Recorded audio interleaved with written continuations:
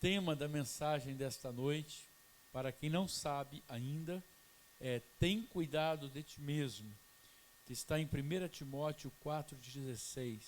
Diz a palavra: tem cuidado de ti mesmo e da doutrina, persevera nessas coisas, porque fazendo isto, te salvarás tanto a ti mesmo como aos que te ouvem.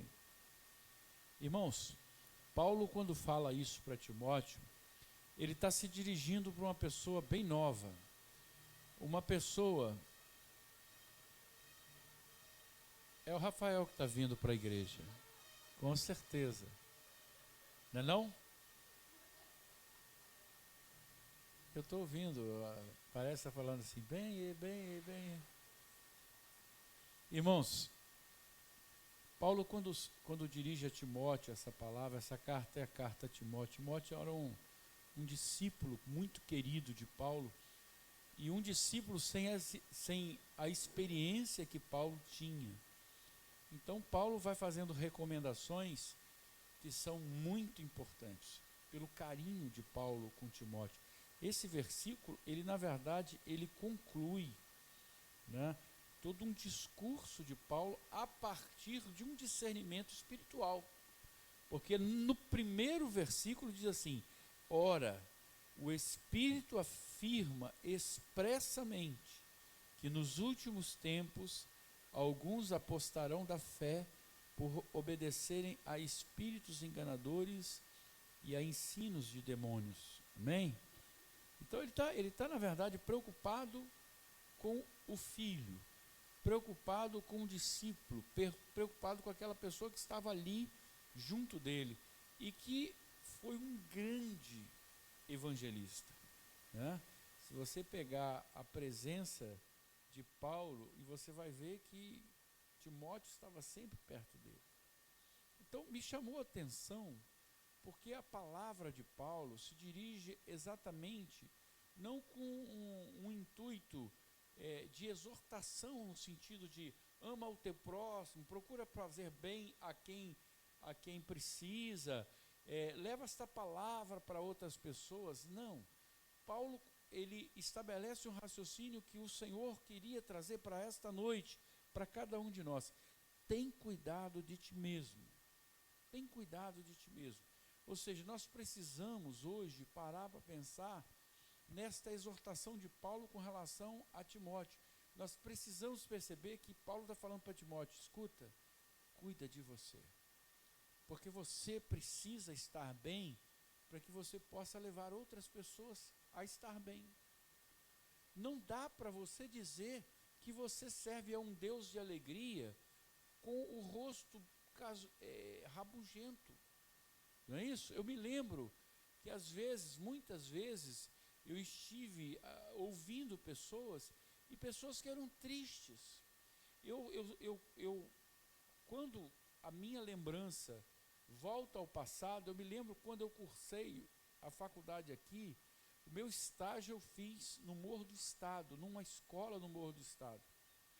E eu fui para lá com uma senhora que se chamava Emelinda, que só tinha Linda no nome, que era uma pessoa idosa e extremamente infeliz.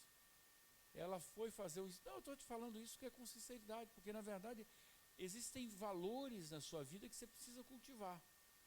O valor da alegria, a alegria é uma expressão de valor na sua vida, né? Por isso que Paulo diz alegrai-vos sempre no Senhor. Repito, alegrai-vos sempre no Senhor.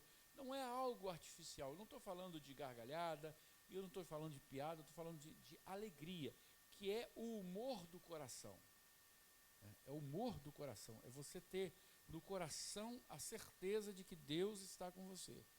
Então aquela senhora, eu não era cristão na época, e ela foi para dentro das salas fazer estágio junto comigo, e ela muito infeliz. Ela ficava num canto, na sala dos professores, ela não entrou em contato com ninguém, e depois eu vim saber que ela era evangélica. E a gente, quando vê isso, a gente percebe o seguinte: eu não quero ser evangélico. Amém?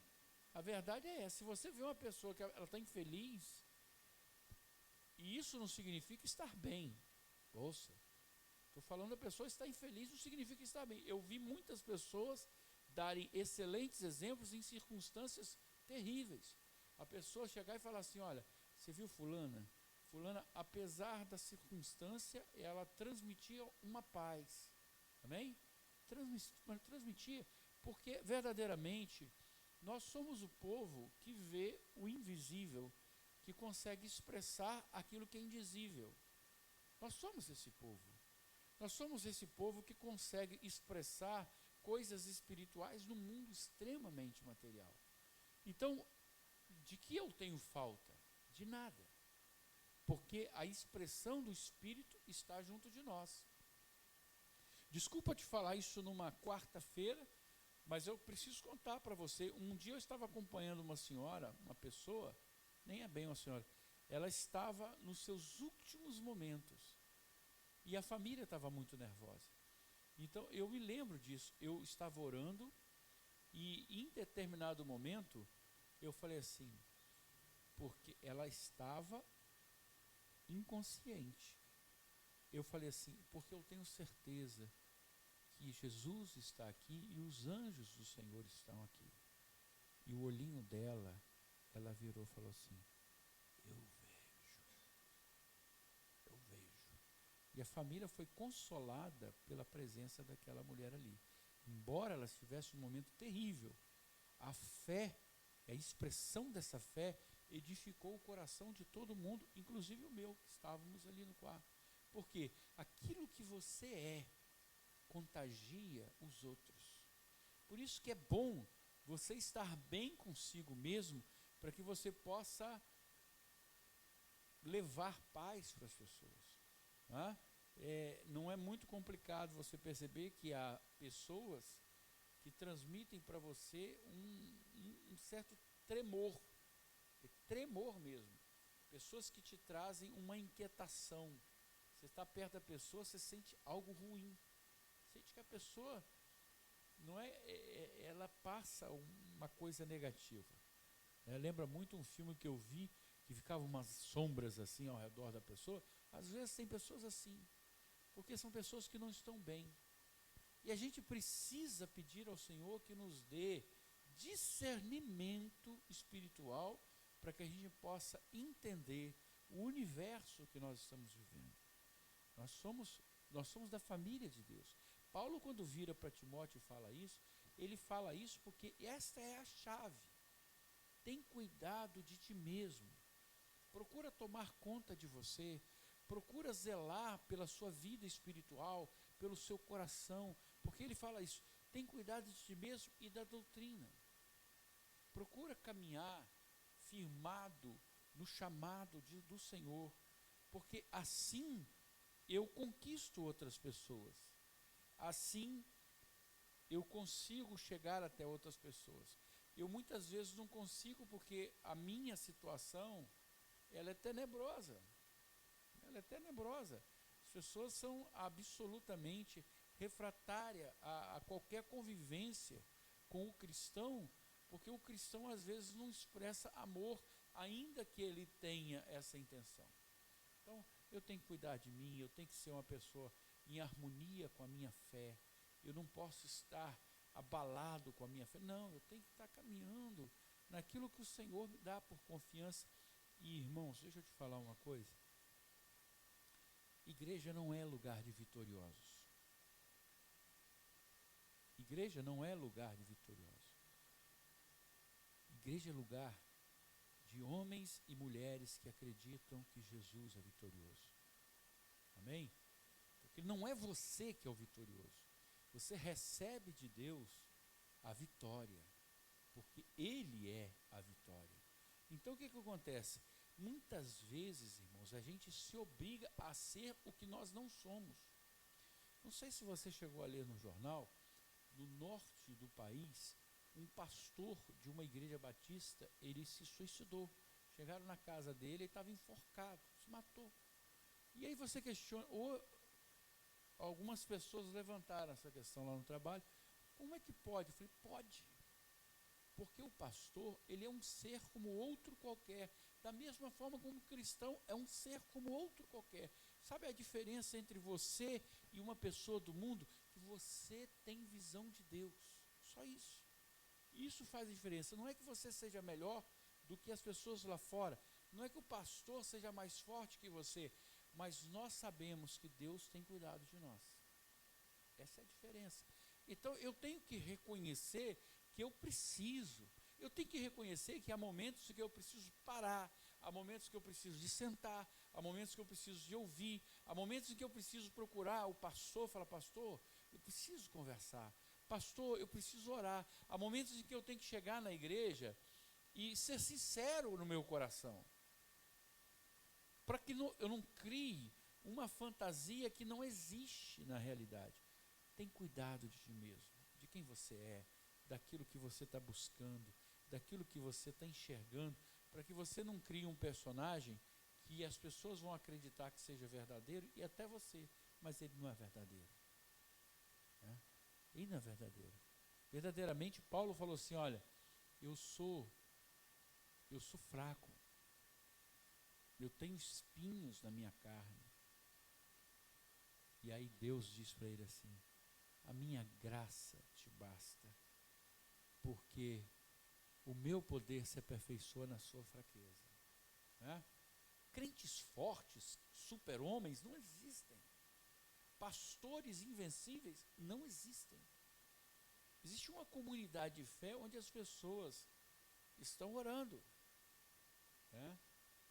E aí eu preciso pegar essa palavra e começar a interpretar por que Paulo estava preocupado com Timóteo.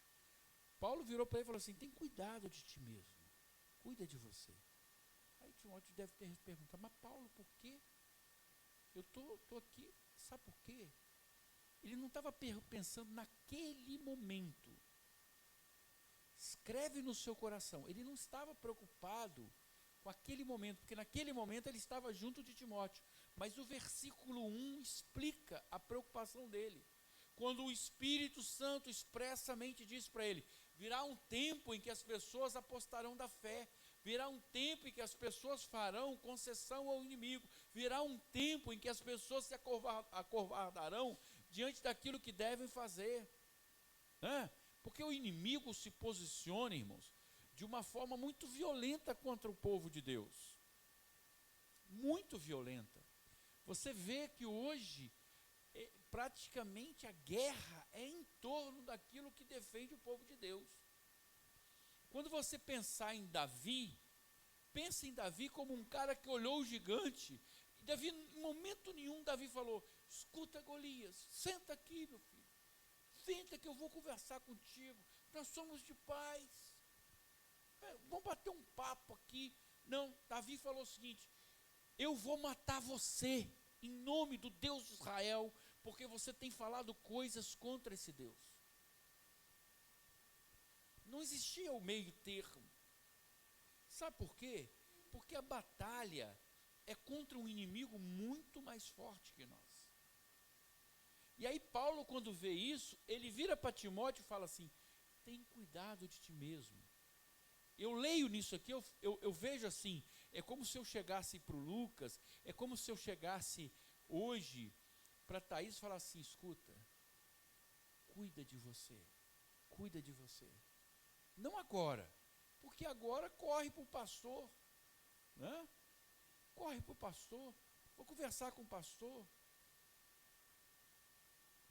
agora você chega para o pastor, pastor, eu gostaria de colocar um negócio daquele dos índios lá, aqui na boca, aqui no beiço, aqui, como é que você acha que eu deva, Vem para cá, fácil. Mas chega um momento, irmãos, e a Bíblia fala disso, que você não vê escape. Não dá escape. E aí Paulo vira para Timóteo e fala assim, Timóteo, cuida de ti mesmo e da doutrina. Mantenha-se firme, filho. Firma a tua passada, porque os tempos vão ser terríveis. Se você pegar aqui no versículo 2, você vai ver, pela hipocrisia dos que falam mentiras e que têm cauterizado a própria consciência. Essa expressão de Paulo, ela é perfeita. Cauterizada é quando a coisa fica tão cascuda, Você cria uma casca. Não dá para penetrar. Consciência cauterizada significa que são insensíveis. A palavra fala isso, mas são insensíveis.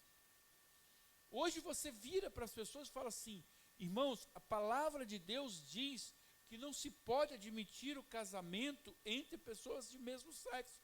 As pessoas falam assim: não é bem assim. É assim. Você fala para as pessoas: irmãos, a honestidade, a justiça, princípios de comportamento, de ética, são determinantes no caminho do crente. Ah, mas eu acho que Deus é misericordioso. Não. Versículo 10, que proíbem o casamento, exigem abstinências de alimentos, que Deus criou para serem recebidos com ações de graça pelos fiéis e por quantos conhecem plenamente a verdade. Pois tudo que Deus criou é bom e recebido com ações de graça, nada é recusável, porque pela palavra de Deus e pela oração é santificado. Sabe o que isso significa? Que nós podemos desfrutar daquilo que Deus criou. Nós somos o povo que estabelece na terra a presença do Espírito Santo. Nós não temos que ser opressores. Não temos que ser opressores. Expondo essas coisas aos irmãos, serás bom ministro de Cristo Jesus, alimentado com as palavras da fé e da boa doutrina que tens seguido. Então ele está falando para Timóteo: Timóteo, você conhece a doutrina, você conhece a palavra, nada pode te desviar disso. Tem cuidado de ti, cuidado, tem zelo da tua vida. E aí eu fui anotando algumas coisas. A primeira coisa que eu preciso me preocupar, a realidade ao redor do crente. Essa é uma realidade terrível, né? A concessão ao mal é algo que está muito presente hoje em dia. O que significa concessão ao mal? É você achar que por um breve momento aquilo não vai te fazer mal. Por um breve momento você pode abrir mão, né? Você não lê a palavra, você não ora, você vai em lugares inadequados, porque o cão, Satanás, Lúcifer, ele é um cão raivoso. Ele já foi derrotado por Jesus, mas ele busca atrair as pessoas. Então, se você faz concessão, ele se aproxima, né? Há uma expressão utilizada por um autor que ele fala em transparência do mal. Eu chamei de concessão do mal. Há um autor em filosofia que fala em transparência do mal. O que significa isso? Que você não consegue ver o mal. Você não consegue. E a sociedade nossa está vivendo isso. A transparência do mal. Você não consegue identificar o mal, mas ele existe. Você não consegue identificar e nem saber por que está acontecendo isso, mas ele está entrando pouco a pouco. E está entrando no meio evangélico. Está entrando. De que maneira? Quando o meu interesse começa a circular em torno de dinheiro. Em torno de dinheiro, isso sim. As pessoas começam a falar em dinheiro, e não é que o dinheiro em si seja o mal, mas o apego ao dinheiro acaba nos levando a sermos tão materialistas quanto as pessoas de fora. Então as pessoas estão vindo à igreja para quê? Para pedir uma bênção financeira. Isso vai resultar em quê? Numa igreja, numa comunidade de fé, que quer enriquecer, mas não quer vivenciar o amor de Deus, a renúncia, o jejum, a oração, né? Olha, concessão ao mal não tem nada a ver, né? Sobretudo as meninas, né, as jovens, começam a fazer concessão aos namorados, né? Faz concessão, porque acho que não tem nada a ver, a transparência do mal, concessão, transparência do mal, e por último, a banalidade do mal. As pessoas fazem mal para os outros E isso é uma coisa banal, é algo que não tem significância para eles. Por aquele momento, eu dei uma rasteira no fulano, mas porque, na verdade, né, eu até oro, tem gente que ora, Senhor, eu peço, Senhor, espreme a vida desse fulano, né, pesa a mão sobre ele. Ué, mas que tipo de oração é esse? É a banalidade do mal. Eu sou tão homicida quanto é uma pessoa lá fora. Eu não estou pensando em resgatar para o Senhor aqueles que estão vivendo do mal. Eu estou tentando pagar o mal com o mal. Acautelai-vos dos falsos profetas que se vos apresentam disfarçados em ovelhas, mas por dentro são lobos roubadores. Mateus 7,15. Então, isso está rondando no nosso dia a dia. Segundo, a realidade do crente. A realidade do crente, já falei para você, nem tudo é ganho. Nem tudo é ganho. Vou falar uma coisa para você, grava no seu coração. Eu passo por muitas dificuldades. Passo por muitas dificuldades. E é bom que isso aconteça para que eu perceba que a excelência não é minha, é de Deus. Né? Tem enfermidade, tem dor no corpo, dor de cabeça, gripe, alergia. Essas coisas precisam me alcançar para que a minha mão alcance Deus. Falo sempre para você, eu nunca deixei de perceber que o horário contrário à fé é 20 minutos, 40 minutos antes do culto. É quando todas as coisas vão concorrer para que você não faça a adoração devida a Deus. Isso é algo que está na nossa vida. Os impedimentos, o cansaço, o abatimento, as opiniões, a autocomiseração de você falar assim, puxa vida, trabalhei o dia inteiro, eu vou deixar isso para depois. Né? Eu tenho uma realidade ao seu redor e tem uma realidade dentro de você, né, que você vai cultivando um tipo de visão que não corresponde à realidade, porque, irmãos, você chega na igreja, todo mundo, glória a Deus e glória a colar, e aí você começa a perceber que você está com dívida, que você está com dificuldade no serviço, que a porta que você desejava não abriu ainda, que a namorada que você queria não chegou, que o namorado não chegou. O que está acontecendo? Aí o diabo começa a sussurrar no seu ouvido e fala assim, ó, alguma coisa errada. E se você deixar, você começa a cultivar uma raiz no seu coração que vai te levar verdadeiramente a descrer naquilo que Deus está fazendo na sua vida. Né? Meu irmão, podemos suportar todas as provações? Sim, porque Tiago 1,12, a palavra diz assim, bem-aventurado o homem que suporta com perseverança a provação, porque depois de ter sido aprovado, receberá a coroa da vida, a qual o Senhor prometeu aos que o amam. E mais, 1 Coríntios 10, versículo 13, há uma palavra de Paulo que previne a cada um de nós sobre a medida da nossa força. Às vezes a gente está tão sobrecarregado espiritualmente que você tem a impressão de que você vai ruir. Vai acabar, eu não estou aguentando. Não dá para suportar tudo isso. Não dá para suportar. Aí você tem vontade de voltar. Aí Paulo vira para os coríntios e diz, 1 Coríntios 10 diz assim, não vos sobreveio tentação que não fosse humana, mas Deus é fiel e não permitirá que sejais tentados além das vossas forças. Pelo contrário, juntamente com a tentação vos proverá livramento, de sorte que a possais suportar. Então, a gente precisa perceber isso, falar assim, eu preciso dar um passo a mais, eu preciso ir um pouco adiante na minha vida espiritual, no cultivo das minhas leituras, da minha oração, do meu exercício de piedade, para que eu possa entender quem é Deus na minha vida, como que Deus está agindo na minha vida, porque você foi separado, Você crê nisso? Amém? Você foi separado. Há uma massa de gente, e nessa massa de gente, o Senhor puxou, pegou a pazinha e trouxe você.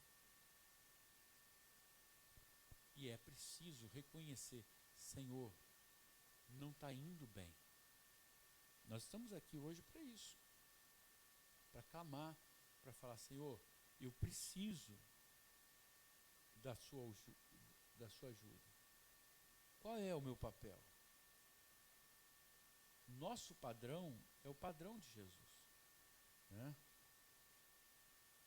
Se eu passei por provação, se eu tive dificuldade, se eu tenho luta, se alguma coisa não está indo bem, Deus é a minha fortaleza e eu sei que Ele vai me dar o livramento porque a palavra está garantindo isso.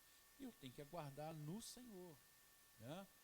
Porque é o Senhor que faz tudo, né?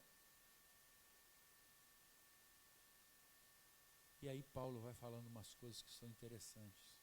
Irmãos, muitas vezes quando a gente ouve uma pessoa falar da igreja, a gente ouve essa pessoa falar dos outros, né? E a pessoa começa a falar assim, porque eu não me conformo, eu não aceito, eu não faço, eu não quero, eu não vivo. E esse eu cresce tanto que Deus diminui. E aí Paulo aos Romanos, ele vira e fala uma coisa que eu acho bacana você perceber. Porque pela graça que me foi dada, digo a cada um dentre vós, que não pense de si mesmo além do que convém. Antes, pense com moderação, segundo a medida da fé que Deus repartiu a cada um. Não ache que você tem todas as respostas, porque você não tem. E eu sempre brinquei e falei, eu tenho todas as perguntas, né? E é isso que me faz caminhar, desejoso de obter a resposta. Eu não tenho todas as respostas, eu não sou o primor da criação, pelo contrário, né? Então é essa luta no dia a dia que a gente vai tentando superar, que nos faz santos, porque nós cremos na santidade de Deus. E por último, né, para que a gente possa falar com Paulo, olhar para o Timóteo da nossa vida, né, para os discípulos e para a gente mesmo, porque Paulo está se dirigindo a Timóteo falando, olha, vai chegar um tempo em que eu não vou estar do seu lado e as tentações serão violentas, mas fica firme, porque você precisa reconhecer que a excelência não é sua e nem minha, é de Deus. Deus vai estar com você.